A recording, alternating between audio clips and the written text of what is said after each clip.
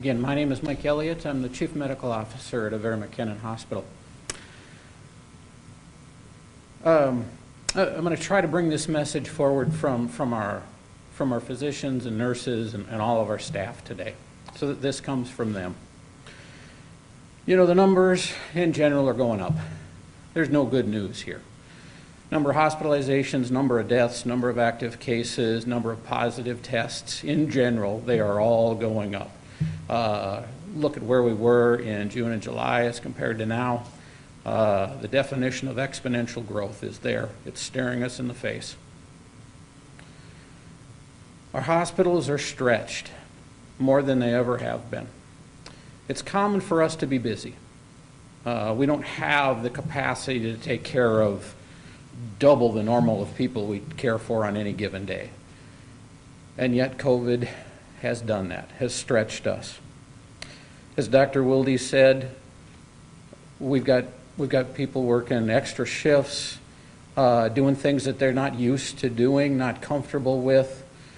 We have got so many critically ill patients in our hospital, critically ill from COVID as well as other things. We just don't have enough critical care trained nurses. We don't have enough intensivists. We don't have enough people to take care of all of these patients that are coming in. And so our staff is stretched thin. They're pouring their hearts and souls into everything, into every patient, into every encounter. They're doing their darndest. They're tired, they're weary. The phrase I heard was bone weary. I think we're bone weary. But you know what? They're also frustrated. There's this horrible disconnect between what they see when they walk through the halls of the hospital, when they take care of these patients, when they hold a patient's hand as their last heartbeat occurs, or as their last breath occurs. And then they go out into the community and they watch people gathering in masses of 100, 200 people not wearing their masks, not seeming to understand that this is real, folks. People are dying from this.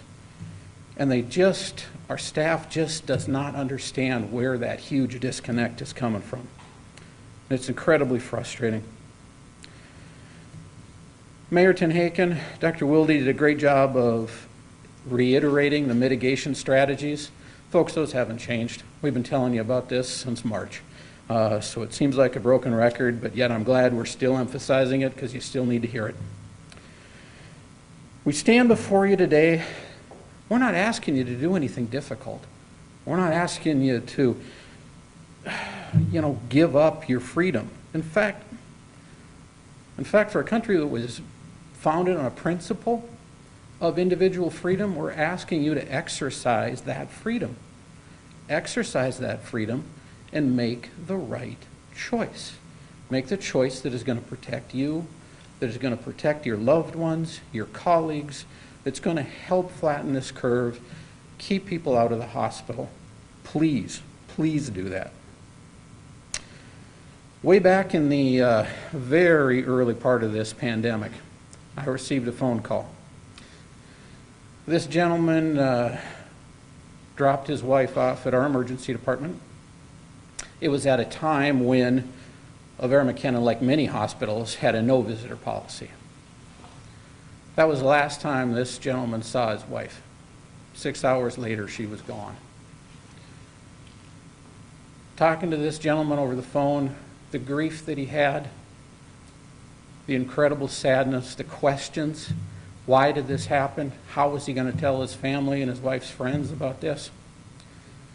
I'll tell you what, you want to know what keeps me up at night? I remember that gentleman's voice. We had a nurse anesthetist working in our ICU, not a place that he normally works. And he was so moved by his experience, he wanted to share some of that with hospital leaders. And I think it's worth sharing some of that with you. He says, first and foremost, I cannot ever recall witnessing the depth of compassion and care our healthcare team, all of them, display constantly fighting for patients' lives. The pace can be brutal, tiring, stressful. There's little time for breaks or food. They go to the bathroom when they can, but the fight never stops. These healthcare providers humble me. The degree of stress these providers sustain is numbing. We are breaking even the strongest. It absolutely rips my heart in half as I witness nurses day after day fight bigger and bigger battles to try and keep their patients alive. One young nurse relayed to this nurse anesthetist that she had a patient improve 3 weeks ago during her shift. That day, she says, I loved my job. That one day. But that's the only day. So what do we tell her? Don't worry about us not wearing masks. Don't worry about us not socially distancing. Don't worry about us not taking this seriously. This will all get better someday. I don't think so, folks.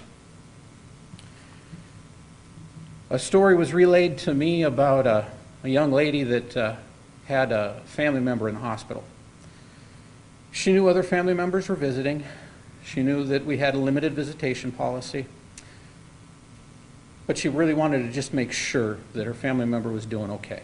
So she called and talked to the bedside nurse. This happened to be right at change of shift. And so the nurse was really busy. But the nurse said, you know what, let me give change of shift report to the night nurse coming on, and I will come in early tomorrow morning before my shift starts. If it's okay, I'll call you at 6:30 in the morning.